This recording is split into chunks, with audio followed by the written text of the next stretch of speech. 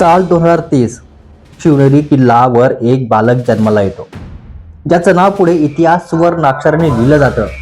ते नाव म्हणजे छत्रपती शिवाजी महाराज. लहानपणापासून आई जिजाऊंनी त्यांना रामायण, महाभारत आणि धर्माची शिकवण दिली. अन्यायाविरुद्ध उभं राहायचं हेच ते बालपणी शिकले होते. त्या काळात भारतावर मुघल आणि आदिलशाहीचं राज्य होतं. प्रजेवर अन्याय होत होता, पण हा तरुण उठला आणि अन्याय विरुद्ध लढला. त्यानं ठरवलं आपलं स्वतःचं राज्य उभारायचं आणि सुरू झाला हिंदवी स्वराज्याचा तो प्रवास.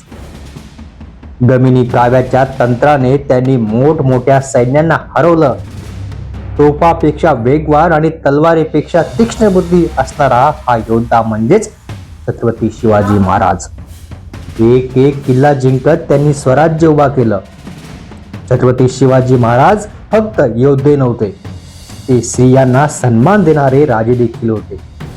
शत्रूच्या स्त्रीलाही आई बहीण मानणारा राजा इतिहासात पहिल्यांदाच घडला होता, आणि तो राजा म्हणजे आपला छत्रपती शिवाजी महाराज.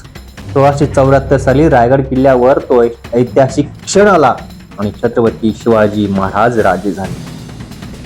ते फक्त राजे नव्हते, ते स्वाभिमानी होते. ते धैर्य होतं, तिथे न्याय होता. आजही प्रत्येक मराठी माणसाच्या रक्तात वाहतंय फक्त आणि फक्त शिवरायांचं स्वप्न, स्वराज्य.